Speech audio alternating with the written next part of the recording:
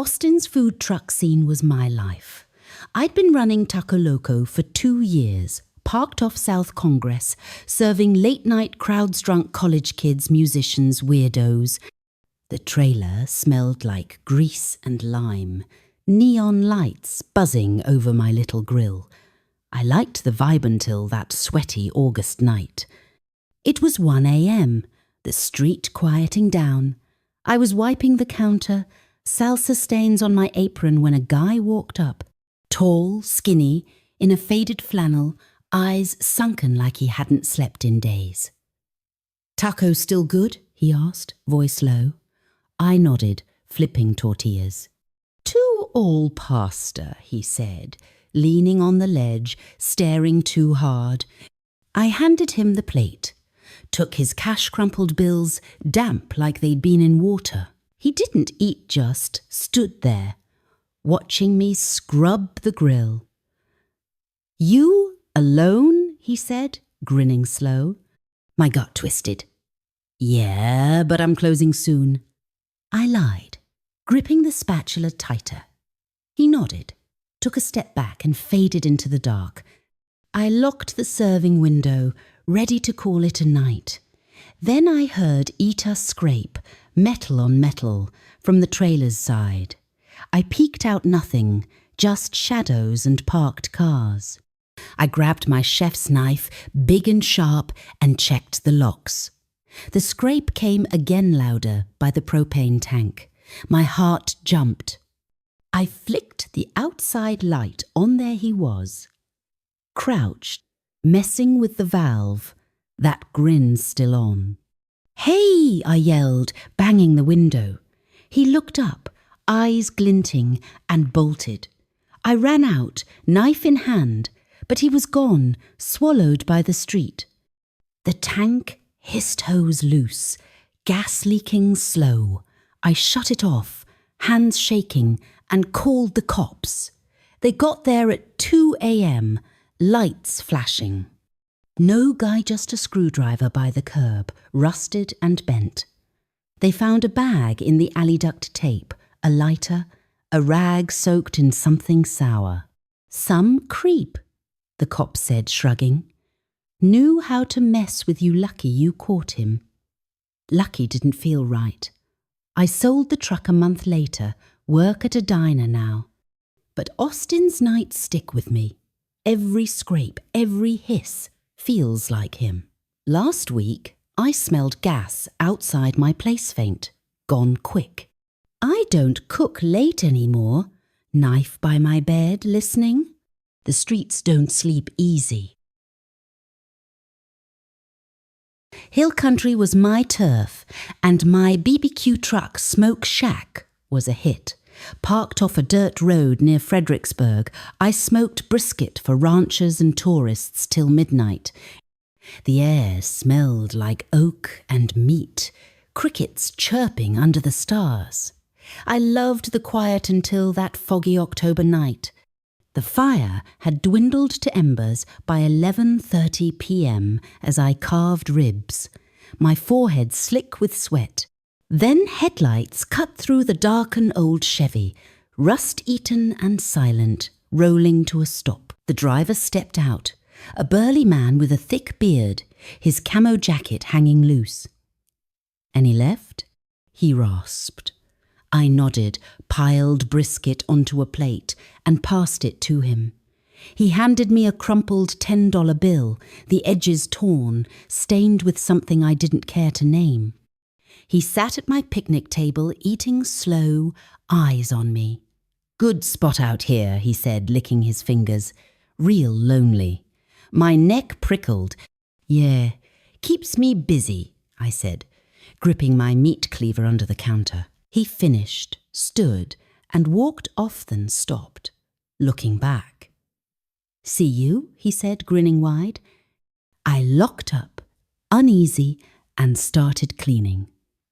Then I heard Ita thud, heavy, from the woods behind the truck. I grabbed my flashlight, beam cutting the fog. "Who's there?" I called. No answer, just another thud, closer. I stepped out, Cleaver in hand, the fog was thick, swallowing the road. Something moved a shape, big by the trees. Him. I yelled, "Get lost!" He didn't move, just stood there, grinning through the mist. I heard a click like a lighter ran smelled gas, sharp and wrong. My propane linen the pit was hissing. I ran to it, saw the cut, and shut it off, fog stinging my eyes. He laughed deep, slow-and vanished into the trees. I called my cousin, a deputy, hands shaking. He got there at 1 a.m., truck rumbling. No Geiger's boot prints in the mud, leading nowhere. They found a gas can, half empty, by the pit. "Some nut," he said, frowning. "Knew your setup, Lucky, you stopped him." Lucky didn't match the chill. I shut down Smoke Shack, work in town now. But the fog's in my head. Every thud, every whiff of gas feels like him. Last night I heard its soft clicks outside my window. I didn't check. I keep the cleaver close, waiting. Corpus Christi was my home, and my shrimp truck, Gulf Bites, was my pride. Parked by the bay, I fried shrimp for fishermen and late-night beachgoers till 1 a.m. The Gulf breeze carried salt and oil, waves crashing soft nearby. I liked the rhythm until that stormy April night. The neon sign buzzed in the downpour as I dredged shrimp through flour, the radio spitting static. The clock read 12:45 a.m. when the door creaked open. A silhouette stood there, water pooling at his boots, his poncho glistening under the flickering light. "Shrimp basket," muttered, like it was the only phrase he knew. I didn't answer, just shook the basket into the sizzling oil.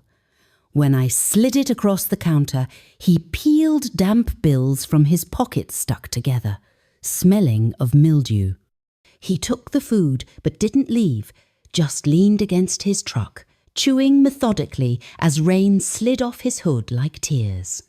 "You local?" I asked, wiping my hands. He didn't answer, just stared, eyes glinting under the hood. "Bad night to be out," I said, uneasy now. He nodded, finished, and walked off toward the pier. I relaxed, started closing up.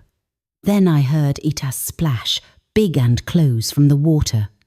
I grabbed my fillet knife, stepped out. Fog was rolling in, thick and grey.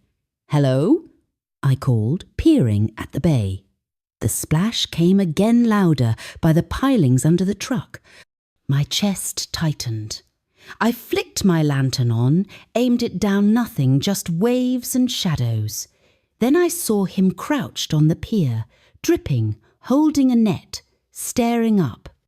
I yelled, "Get out of here!" He grinned, teeth sharp. "Too many," and climbed up, net swinging. I ran back, locked the door, and dialed 911. "Some guy's under my truck crazy." The line crackled. He banged the side, hard, rocking the trailer.